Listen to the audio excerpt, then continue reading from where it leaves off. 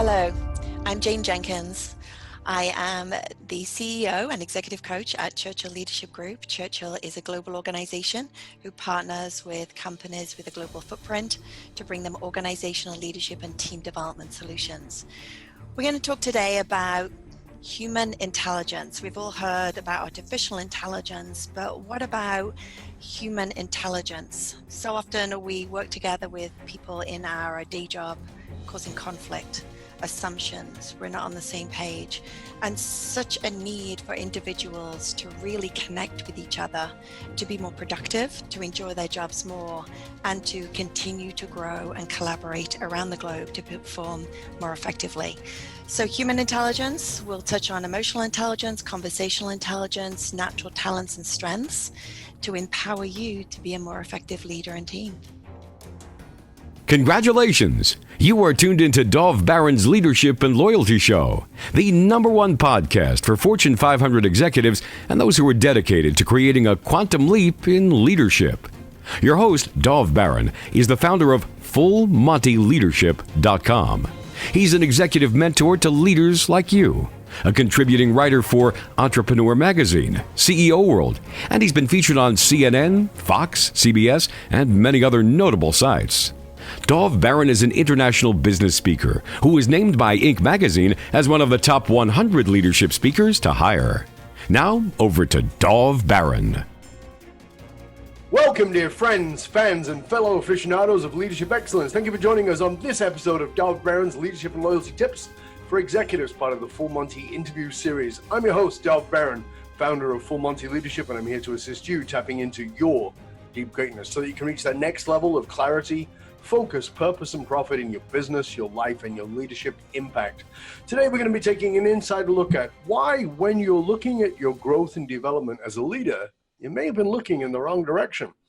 Remember, you can chat about this episode or any of our episodes on our new Facebook community, Dov Baron's Leadership and Loyalty Podcast inside Facebook. Just go there, search it out, and go chat about this episode or any past episodes with fellow listeners. If you're a new listener, new viewer, thank you for joining us. Strap yourself in. You're about to go full Monty. Remember, you can find us on iTunes, Spotify, iHeartRadio, or wherever you tune into podcasts. We always need your help in staying relevant, so please go over to iTunes, rate, review, and subscribe to the show. You can also catch us on traditional radio stations across the United States every Monday and Thursday, where you can find us all the way from Wisconsin, to Florida, which is kind of interesting today. You can also check us out on Roku TV, where there's over 100,000 subscribers. And if you're a regular listener, big thank you to you for making us the #1 podcast globally for Fortune 500 listeners, with a potential reach of 2.5 to 4 million listeners every show. We're honored and grateful to be cited by Inc. magazine as the #1 podcast to make you a better leader. You can also catch us on Google Home and Alexa by simply saying play Dov Baron podcast. Again, thank you for sharing the show with everybody you know. All right, strap yourselves in. Let's strip it down and dive right in. As a leader, whether you're a CEO, C-suite leader, or a leader in some other capacity, almost every show I challenge you to grow and develop yourself. But if you're a regular viewer and a regular listener to us, we want to question, is there a more effective way to grow and develop yourself as a leader than just simply looking at where your faults are? Well, according to our guest today, the answer is a very resounding yes. Jayne Jenkins is the CEO and executive coach at the Churchill Leadership Group. She is a Fortune 500 leadership veteran for multiple companies, including Exxon. Over 23 years, Jayne refined her team development and leadership capabilities and built sales teams responsible for delivering over $600 million a year. Jayne Jenkins has also been successful in marketing, operations, strategic planning, organizational development. Today, Jayne is the founder and CEO of Churchill Leadership Group. Sorry, I had a little bit of a brain fart there. I'll just knock the flatulence out of my coconut. As a global professional development organization providing strengths, accelerated solutions to corporations that need to increase organizational and leadership capacities. I'm going to try that part again. We're going to go back. Ren, let's start this again. Well, according to, I can't again. 3, 2, 1. Well, according to our guest today, the answer is yes. Jayne Jenkins is CEO and executive coach at the Churchill Leadership Group. She is a Fortune 500 leadership veteran from multiple companies, including Exxon. Over 23 years, Jayne refined her team development and leadership capabilities and built a sales team responsible for delivering over $600 million a year. Jayne Jenkins has also been successful in marketing, operations, strategic planning, and organizational development. Today, Jayne is the founder and CEO at Churchill Leadership Group Inc., a global professional development organization providing strengths-accelerated solutions to corporations that need to increase organizational and leadership capabilities, greater team effectiveness, and higher, this is important, employee engagement. The global Churchill team is made up of over 80 plus highly experienced certified executive coaches who also have extensive real-world successful leadership experience. Churchill's clients include eBay, PayPal, LinkedIn, Electronic Arts, Amex, and a bunch of other fantastic companies, including Roche and Nestle Health, and many, many more. Ladies and gentlemen, please put your hands together and help me to welcome Jayne Jenkins. Welcome, Jayne. Thank you, Dov. Really appreciate that enthusiasm. Good to have you here. Please forgive the splutterings of a man who is recovering from the travel bug that comes from many long flights and layovers in foreign countries. I know you understand because I know you've done lots of that yourself. Yeah, you're forgiven. Totally understand. Yeah, I'm sort of, but I'm all right now. I used to be well, but I'm all right now.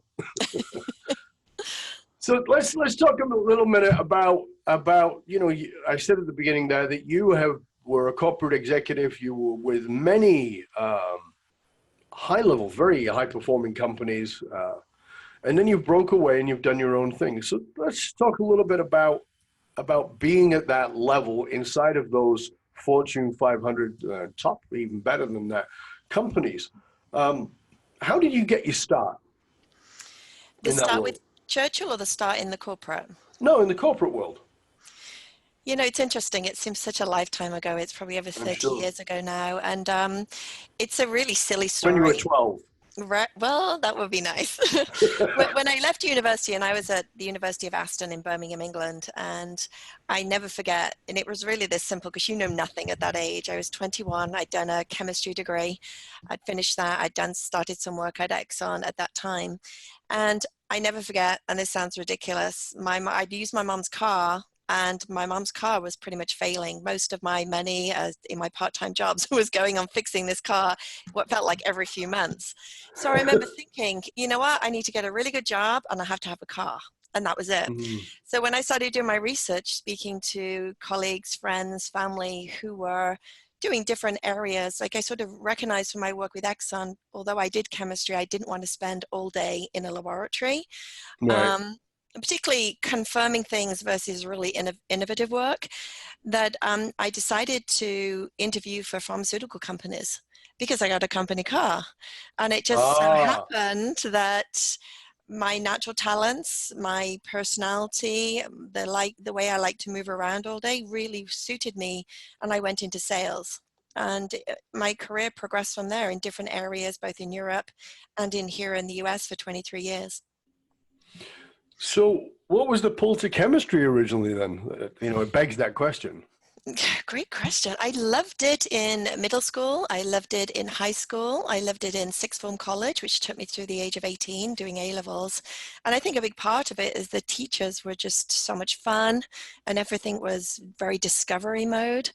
But it got to a lot of theoretical in university and was a lot drier. And very quickly I was like, not sure I can make a career of this.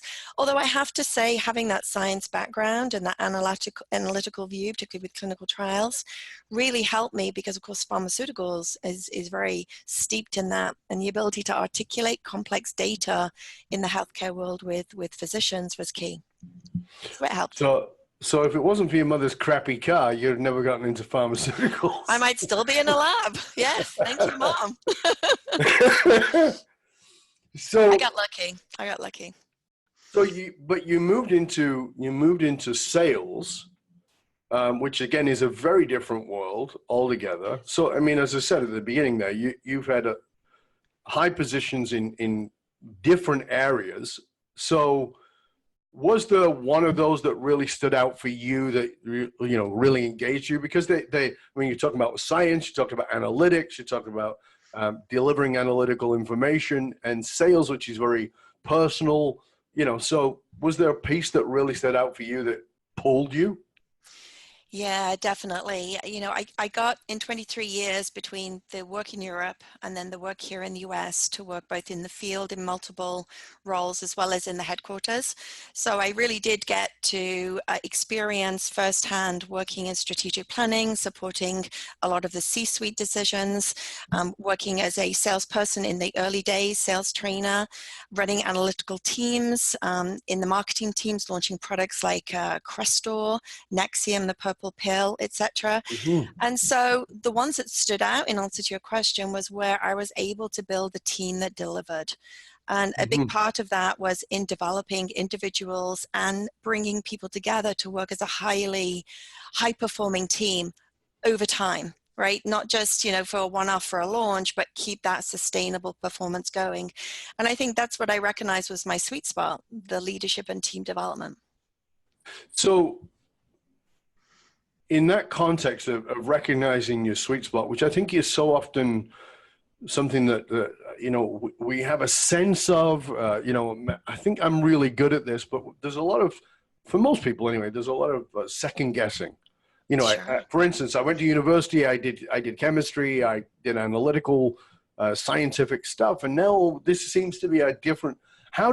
Was that a pull for you? Was that a dilemma of any kind to, the contradiction of what I've studied, what I've done, and that this seems to be the same sweet spot?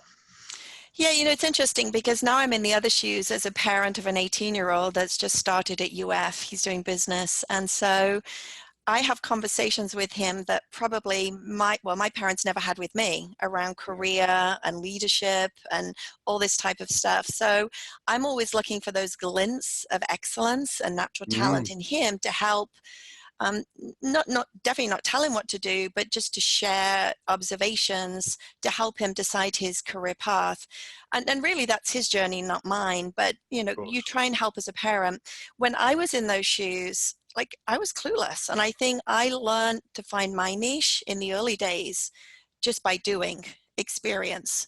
And, when I come back to today and I think about the programs we do at Churchill, that's such a critical part of leadership and team development is the experiential learning. We can all read books. We can all watch webinars, podcasts. We can get information going in, but we truly learn the right way for us through doing and practicing and regrouping and reassessing. And I think that's really how I found my best path as in a career, along with then later on some of the assessments that I did that accelerated my self-awareness. Yeah, and that's one of the things that drives companies crazy, but I actually really love it about millennials. You and I both work in the same world of assisting companies and growing companies and building teams and all that kind of work. And their frustration with millennials who are changing careers, and millennials change careers every 4 years. When I was entered the workforce, it was, what are you going to do for the next 20 to 40 years? Now it's, what are you going to do for the next 4 as a career, not as a job. We thought about jobs maybe as being 4, not careers. But the wonderful thing is that millennials want to do different careers. They want to as you said, they want to get into it and say, yeah, not for me. And it's very interesting because I think that we have to re-examine the whole educational world and even the whole school of thinking around school, around education, around university. Because like you said, asking somebody, who's 18, what do you want to do? And thinking that that is a lifetime choice is crazy for millennials. They just Isn't it? love that. I love that about them, actually.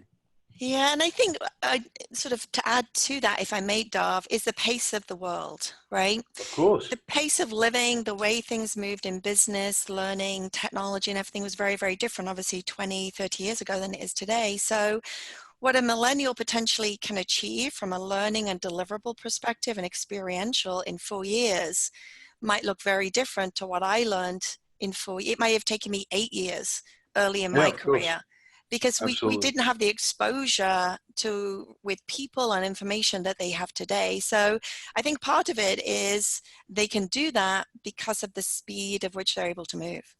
Yeah, I absolutely agree. And that has become the foundation of what you do with your company, with Churchill. We talked about leading from strength. So let's talk about leading from strength for a moment, because very often we look at ourselves, particularly in one of the things I've spoken about many times on this show, and I've written articles about it and other things, is that more than 70% of high performing individuals, so we're talking about C-suite individuals, are walking around with imposter syndrome. They're feeling like I'm not good enough. One day they're going to find out that I'm an idiot and I don't know what the hell I'm doing. And your focus is on strengths. And when we're in that imposter syndrome, we're feeling like our focus is on our weaknesses. Tell to us about the distinction between those two. Yeah, oh my goodness, it's such a big important question. And if I can just Mm-hmm. back up a little, and I Please. think you're bringing up the imposter syndrome really speaks to this, is I think in the last sort of 3 years, as a coach, I'm always observing and noticing and looking for trends, especially, is the Mm-hmm. humanity of leadership. I really believe we don't give enough attention to human intelligence. We talk about artificial intelligence, emotional intelligence, IQ, and all this stuff. And I think the umbrella for me in the leadership business world is human intelligence. So what do I mean by that? Is even at those super successful leaders, as you mentioned, that look from the external side to everyone else, like they're super performing, they've got everything nailed, they've really got their act together, inside are still vulnerable human beings. And that's Mm-hmm. real. I see that all the Absolutely. time when we coach executives. It's real. And a lot of us are obviously afraid to show that because we're expected to have all the answers at times. But in reality, even millennials don't want a leader that has all the answers. They want someone that they can relate to, that can be a little vulnerable, and that builds trust. So I've been given a lot of thought in the last couple of years as I observe the needs coming in from more different corporate clients, and we see more of the mindfulness needed, which is Yep. feeding more of the human soul and the human ability to cope in this crazy busy world we live in. We see more of a need of emotional intelligence, because I may be a great tech leader, but the way I interact with people is not something I've naturally brought to the table. It's a technology that excited me, and now I'm higher up in the organization. I need help to relate to other people. We see Judith's work with conversational intelligence. And so if you think big picture about business, whether it's a nonprofit, government, or corporation, most business is done through our interaction with other human beings. And so the humanity of leadership or human intelligence is so, so important. And we can't start figuring out everyone else until we figured out me. Mm-hmm. And we understand ourselves enough to be to operate with other human beings and what we need to thrive and where we're at our best and where our sort of blind spots may be. And that's where I think the strengths piece comes in. We use an assessment called Strengths Finder, which has 34 strengths themes, we call it, which are ranked based on taking the assessment. It's a very proven assessment. Over 20 million people have taken it. And if you think about it, if you're ranked 1 through 34, you can't have 34 in your top 5, right? Mm-hmm. You're going to have a bottom 5, a bottom 10. You're going to have a top 10. And so Yeah. we're all uniquely different. And Yes. I might become vulnerable or suffer from imposter syndrome because I do some of my strengths overdone and it gets away with me, gets a bit out of control with me and has a negative effect on other people. Or it might be because I'm struggling that I have a lack of talent in my bottom 5 and I don't know what to do.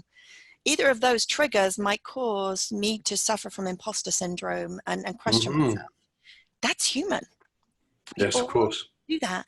But by knowing my strengths, I can then look at the situation that I'm in that where I may be suffering from imposter syndrome, decide what's causing it, like have a bit of analytics going on to figure out what's really going on with me, and then use my natural strengths at the top to help me work through it and deliver the best I can in that situation. So going back to your original question of like focus on our weaknesses versus focusing on our strengths, if you think about it, we live in a world where most of us are raised to fix what's broken. We have kids, right? So you have a kid come home, maybe in high school with, and it happened with our son, so I had a real petri dish to test in, come home with like 5 or 6 A's and a C in English. Where does most of the Right. conversation go? C in English. Exactly. And it was so hard for me and my husband, he's actually also certified as a strengths coach, to not spend our time talking about the C in English. So we tried Right. it out for real, what we do with corporate clients around focused on how did you get these A's and what was it about you and your work that created these A's, etc. Before you know it, he was applying the same principles of his authentic talent, and his C became an A in English without us even going there, because we focused on what was right with him and how we could do more of that.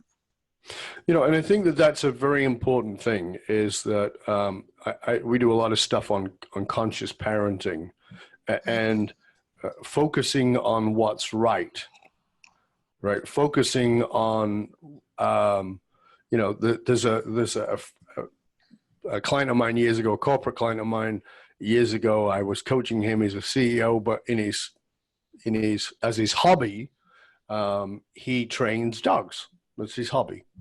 And one of the principles that we came to in a conversation was, I said to him, well, how do you train dogs? And he says, he's talking to me about it. And I said, yeah, exactly. You reward the behavior you want and you pay less attention to the behavior you don't want. And he goes, yeah. He goes, bad trainers pay all their attention to the bad behavior and they punish the dog. But he goes, a good trainer puts all their attention on the good thing the dog does. And I go, that's how you train people. I love it. Right? People and dogs are exactly the same. Reward the behavior you want. In marriages, in relationships, in with your parenting, reward the behavior you want. Because otherwise you're working from the fragility of the human being rather than the strength of the human being. And that is what I love about Strength Finder, as you know, through our common friend Darren. Yeah. That focus of looking in on what's strong. But at the same time, I want to come to this and ask you about this. Should we be ignoring what's weak? Should we be ignoring? Right. So tell us about how we work that balance. Great question. I actually just published part 1 of a 2-part blog, I think in October, November, December on this, and what triggered me, because I know it doesn't ignore weaknesses. It doesn't let people off the hook. But an HR friend, colleague at one of our big clients asked me, she said, if we do strengths, we're going to let our executives off the hook, and those behaviors that aren't working for us and we've been trying to help them with for a while, they'll be like, doesn't matter, here are my strengths, right? And so there's that risk, or there certainly was that risk in her mind. And it's a great question, because I think a lot of people have that top of mind, which is why her question was so powerful. Strengths does not ignore weaknesses. That's a misconception. And here's why, just to give you something concrete for the audience. There's 2 ways to look at weakness. It can be a lack of skill, right? I need to, let's keep it really simple, right? Brit, lots of tea, always drinking tea. How do I work a kettle, right? You either know how to work a kettle or not. Very simple. It's hard skill. You teach someone how to use it, they can use it, really simple. Right. So those type of skills, we need to always be learning, skill and knowledge, because the world's constantly changing. We always need to be absorbing skill and knowledge. So we're not off the hook for keep learning. Right. Then what Gallup described as a weakness is something that gets in my way at work. So I did 5 years of French at school. I speak 0 French. Maybe if I spent a year in France, some of it would come back to me. But is that a weakness for me? No, because I don't need it. Don't need it. We have coaches in Canada and France that speak French, right? If we need French for a client, we've got coaches. So it's not a weakness. So first of all, define a weakness that gets in our way at work. Right? Now, it might get in our way or we might cause a problem, which is another way to look at it, by a strength overdone. And let me illustrate that. My number one is maximizer. That means my talent is about constant improvement, all about quality. So whenever I look at a situation, I'm not looking at what's wrong with it. I'm looking like constant improvement. How do we take a good team to great? Now, how that might feel to you if you're on my team and work with you, that when you bring something to me, a great idea, and you've polished it and got a great plan, I might still be looking for ways to improve it. So you might feel, oh, there's no pleasing Jayne. Every time she's looking for better. So I have to watch that. So a weakness as a leader in the corporate world might be that my strength is being overdone. I'll give you another quick example because this is a very common one, achiever. Achiever is one of the 34 and it's the most common one across the globe. Achiever is all about work ethic, getting things done, a real drive and setting the pace with a team. But if I overdo that, it might feel to my team it's all about the work and they're just cogs in a wheel. And I see that a lot in coaching clients, that they don't know the leader doesn't take the time to know them, it's all about deliverables. Well, in time, that's going to turn people off and they become disengaged or they decide to leave. Either is a loss for the organization. So a big part of what we see, particularly in executive coaching, is a weakness is a strength overdone. Does that resonate, Dov? Absolutely. And I couldn't agree more. I think this is one of the things, this is why I wanted to bring that up, because I think that my philosophy, this is my philosophy, it's not the truth. My philosophy is that every strength is a weakness and every weakness is a strength. The blessing is the curse and the curse is the blessing. So, like you said, if you are a person who's always looking for how it can be better, that's a great gift. Except if the person who came to you thinks, oh, look at this, it's fantastic, I've worked so hard on this, and you go, yeah, we can make it even better, then they always feel like a piece of shit, and they never feel like they're appreciated.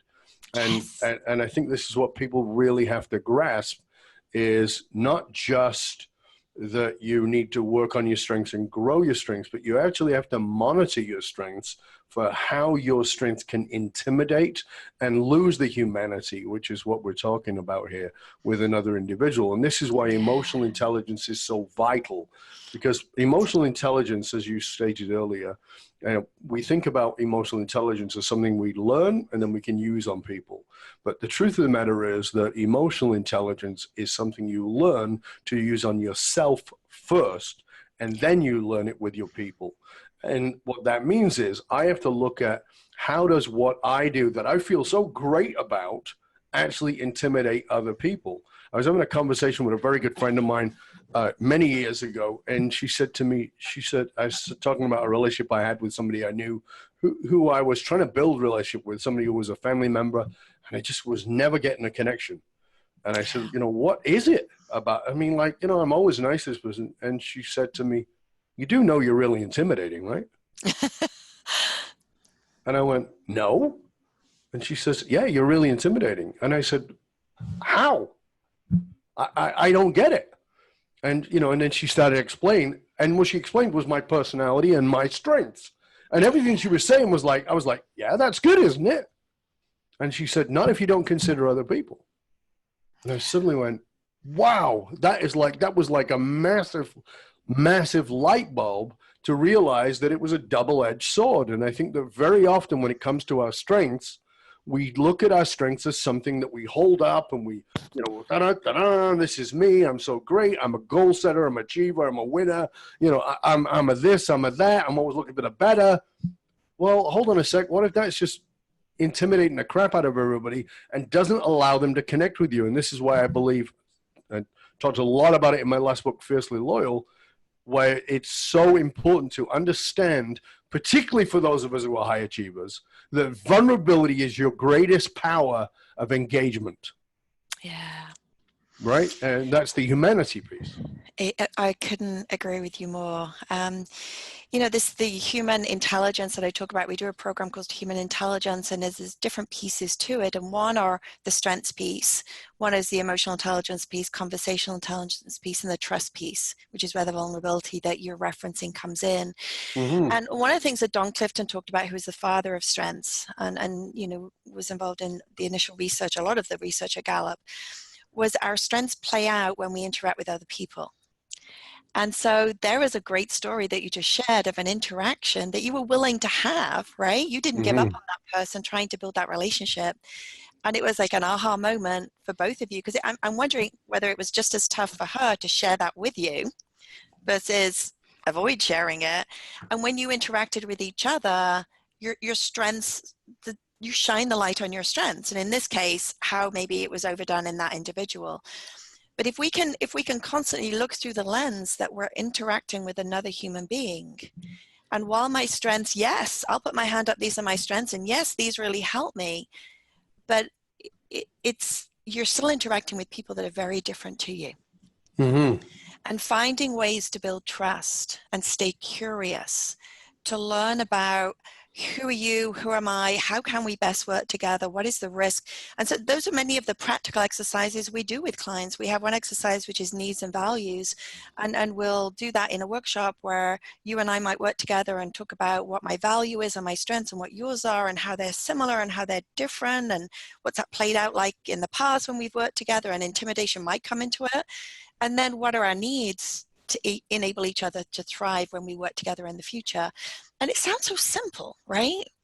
But there's very little that goes on in the corporate world on a daily basis that helps us get to that level of depth of knowing each other as a human being so that we can work together better. And instead, we tend to cause this, or you didn't say what you said you were going to do. Well, that's not what I meant when I said I was going to do it. And we're on two different pages. A combination of strengths and conversational intelligence really helps us improve that human intelligence.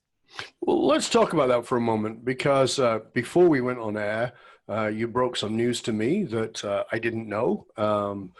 A few years ago, I interviewed Judith Glacier, who wrote the book called Conversational Intelligence. You told me about her passing in 2018. I did not know that. You were a big fan of her work, and you've taken a lot of her work on and put it in as part of Churchill and the work that you're doing. Talk to us about conversational intelligence, because I think that, I loved my interview with her. It's something I have practiced for many, many years. Let's talk a little bit about how you apply it and how you get your clients to apply conversational intelligence, because it seems like one of the things I've said around this is that the example I give is that everybody thinks they're going to be good at relationship because everybody's automatically in relationships, right? And I go, but why would you think you're good at it? Well, because you grow up having relationships. Yeah, but most people grow up having terrible relationships and never learn how to have a decent one. And so people think that because they can talk, they're good at communication. Because they can talk, they've got communication, conversational intelligence. They haven't. Talk to us about how you integrate that and how you get people to really grasp conversational intelligence. Yeah, great question. Thank you for asking. Judith's work and the world of neuro leadership, there's been so much progress in understanding how the brain works. And Judith opened my eyes to the brain isn't just this brain here, but we have 5 brains. Different parts of our brain, our heart being a brain, our stomach being a brain. And it's interesting because you and I were talking about Australia before we got on the call in your visit. I was first introduced that our heart and our stomach are also brains. Probably about 5 years ago, about some research in Sydney that was done, that there are our stomach and heart sends us signals that enable us to have feelings and intuition and thoughts that lead us to have better or not so good decisions, to whether we listen to it or not. So all of this is connected. Let me step back a little further of why did I choose to do the work with Judith and become certified and have, we have a large global team at Churchill who are certified conversational intelligent coaches. It's because most of our work at work, we're in conversations. Of course. Yeah, there are some people that are a lot on their computers, but even then they're in conversations through emails, etc. So any form of conversation, whether it's with my boss, whether it's my peers, my customers, my stakeholders, or with the team that I lead, it's all based on conversations. And one of the ways that Judith put it is that culture, and I think we all recognize how important having the right culture at work is really a reflection of the type of relationships that happen in our organization. If you want an innovative culture, then there has to be a lot of openness and collaboration and idea sharing and idea accepting and testing and all of this that goes on, right? those relationships are purely a product of the type of conversations that people have. Yep. So with that as a background, and then we do a lot of work with Leader as Great Coach, where we teach corporate leaders how to coach. And we always talk about it. I mean, people want it to coach their teams, to develop their people, to have better conversations with the people that report to them. But really what we talk about is you can use coaching skills to have conversations across and up. It's like it's a full circle. So you put those two together and you're like, ooh, what if we can help people have better conversations beyond just words, but really understand what's going on internally in our body? Yeah. We Yes. work with a lot of healthcare people, we work with a lot of tech people, and if we can sort of give a degree of proof around what happens from a neurochemical perspective, that why when you say certain things to me one way versus another way, versus I'm open, that's real, right? And so you, in a simplistic way, you might talk about cortisol or oxytocin. I can speak to you in a certain way that draws you towards me and builds trust. And I can speak about the same subject in a different way, and I shut you down. I may not recognize it, but inside you're like, I can't get away from this woman, right? Words create worlds, and that's what we learned from Judith. So in terms of applying it with clients, there's the concepts, which we help clients understand. And then there must be 50, 60 tools and exercises that we use depending on the need. So most of our work with clients starts with what is it they're trying to change? What are they trying to learn? What are they trying to do better? Start with the end in mind and then work backwards. And then typically we will incorporate some conversational intelligent tools depending on what the need is. You know, it's not like we're going out and just teaching conversational intelligence. That's Judith's team's job. But we're incorporating the concepts and tools in leadership and team development based on the need. Yeah, and I think that this is one of the things that often leaders get stuck on is the IQ side of leadership, thinking that, you know, I'm really smart, therefore I'm a good leader. No, some of the dumbest people I know are really smart. That's not actually the smartest thing to be. And, you know, people go, well, you know, you can't trust your gut. Yeah, well, I agree. You can't trust your gut alone, but you need to understand that your gut is in communication. So there's more neurons in the heart and the stomach combined than there is in the brain. And what people don't understand is, you know, this is one of the things where, you know, my background is, aside from psychology, is that I've been a health nut since I was before I was 20 years old, and looking at the gut wall health. And people are like, oh, you know, why do you always focus so much on that?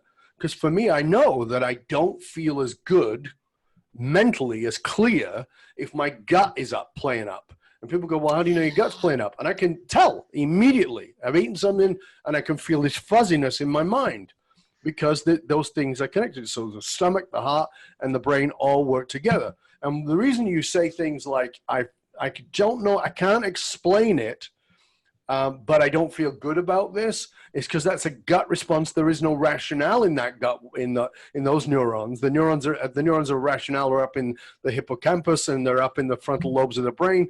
And that gut response of like, ooh, get away from me. That is, you know, you're paying attention to that. It's a phenomenal science if people would bother. Now, I'm not expecting leaders to go and study that. That's my personal craziness, and I just love all that stuff and have done for 40 years. But grasping that the humanity of who you are is not just your intellect, it is your IQ, it is your conversational intelligence, and it is paying attention to yourself at beyond a level. I mean, we've all had the experience of getting that resume and going, this is a perfect candidate, and then sitting in front of the person and going, what happened? Right? Yep, been that. The resume is still the same, but what changed? And as you said, it can be as simple as tonality. I mean, you know, the example I used to do at the workshops, at our trainings would be something like this. I'm going to say something to you, and I just want you to watch how you respond. And they would go, okay. And I would go, Jayne, I love you. Just think about how you feel. And then I go, Jayne, I love you. Same words, right? Very different response, very different feeling. And that's, again, that actually, and we can now measure that, which is so great because we've now got the brain science to do that, to say, oh, the brain lit up completely differently with one versus the other using exactly the same words. So tonality, cadence, and all the other things, including physiology, including this, the hardness of my face visually versus the softness of my face visually when I say it. So these are all part of the higher levels of understanding way we're dealing with people. And this is what we've got to get so much better at. But again, for me, it comes back to that humanity of the vulnerability, because there's the job to be done. Check the box. We got to get this done. But how we get people to do it is by, as you say, tapping into those strengths and accessing those strengths by actually approaching them in the most human possible manner. Yeah, it's I think one of the things through all of this that has been a lesson for me over the years of coaching is judgment, right? We all want good judgment when it comes to a business decision or how we spend our time. Yeah. But we're so at risk so often of judging people and making assumptions.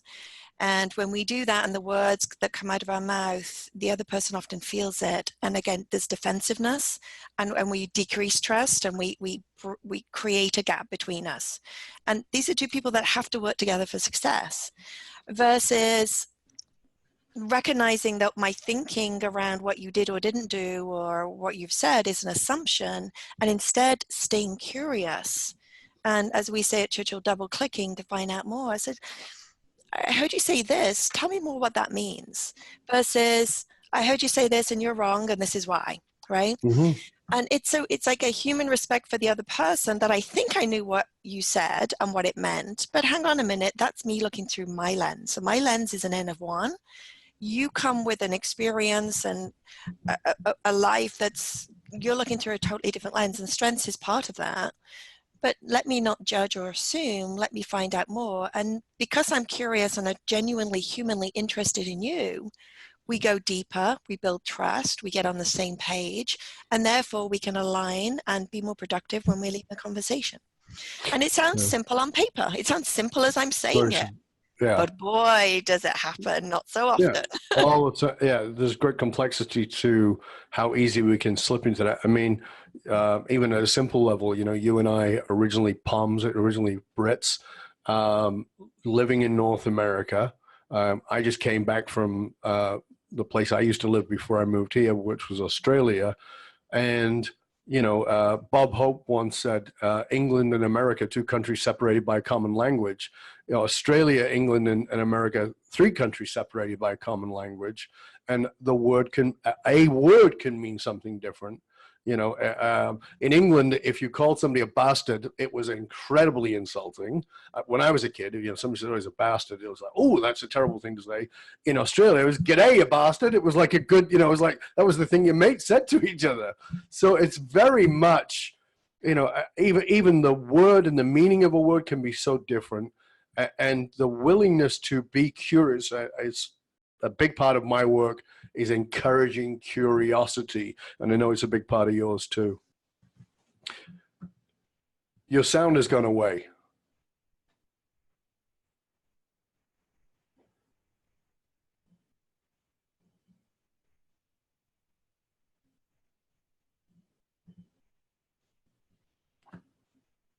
Two, one. Okay, so tell us, what was the turning point in your life, in your leadership, in your business philosophy? I think one of the biggest turning points for me is when I left corporate and started Churchill. Another big one was when I moved from the UK to the US almost 22 years ago now. But I think from a business philosophy, it was moving from corporate to Churchill. And there was a lot of downsizing in the pharmaceutical industry for many, many years. And then I got the opportunity to take a package. And it meant that financially, I was in a good place. And prior to that, for a few years, I've been thinking about, well, I've had the opportunity to do all this different leadership work across organizations, and what if I could harness all of that and start a company myself. So I'd already been thinking about it and tested out a few ideas before starting Churchill. And then I got this great opportunity to say, oh, the universe heard me. Now I've got this great package. I can go and the risk is low, right? Because it's scary. It was exciting, but scary. So with that, I made that move. But one of the reasons that I started what I started at Churchill, in addition to my love of leadership development and coaching, was I truly believe, and I still believe it, there is so much untapped talent in the corporate world.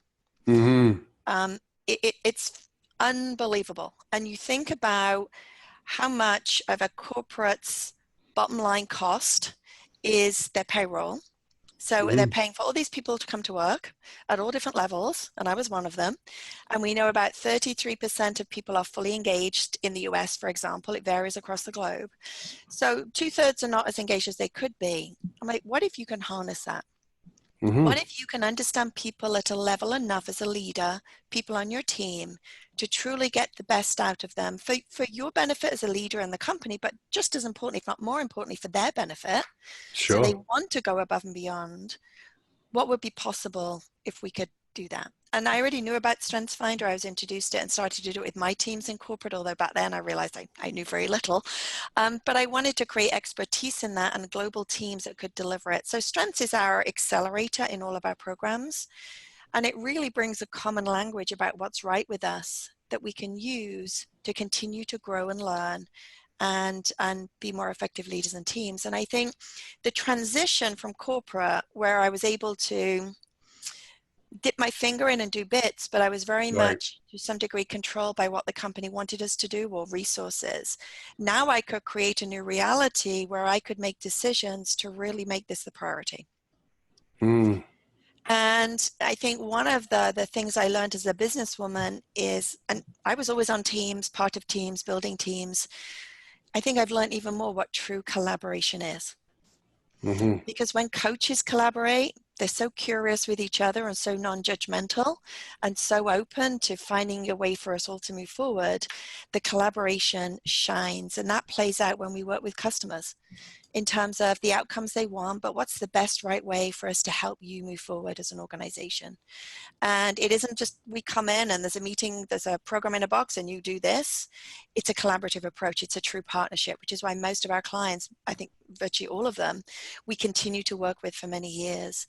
And I think that was a shift, being able to have a lot more influence on truly untapping talent, right? Yes. Get to the outcomes and truly putting in collaboration and partnerships that was so much more meaningful.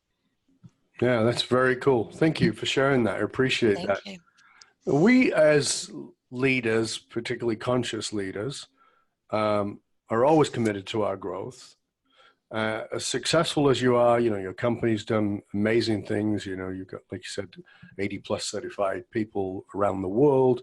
What's the one thing that you're still working on within yourself? Ooh, that's such a relevant question. So I'll use this because it's so much to it. 2018, my personal learning journey was patience. I am very, very driven. As we've talked about, Maximizer is all about constant improvement. So I'm looking at things and want to make positive change. I also have a ranger high, an activator high in my strengths. So I want to move fast. I want to be doing lots of things at once. And I realized that all the learning I've done through emotional intelligence, conversational intelligence, intuition, how that plays out, and listening to really not just what my brain says to me, but really taking time to think and listen deeper to myself as well as others, was I can drive myself nuts with being impatient and want to get things done tomorrow instead of like a month from now. So it's amazing when we sort of start to say out loud what you want to work on this year. And it started with me, like I had to learn patience first to offer patience to other people, right? And it's worked beautifully in terms of what I've learned. But boy, did the universe throw me lessons. You've never, like we're in the process of selling our house and now it's under contract to sell, but it's the third contract. So it's like, we're going to give you a contract and we're going to have that fall through. We're going to make you wait a bit longer and have that.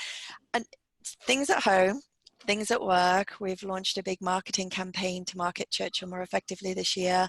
We took on government contracts, federal government work, and also wanted to automate our processes to make us more efficient. Well, that's 3 huge projects.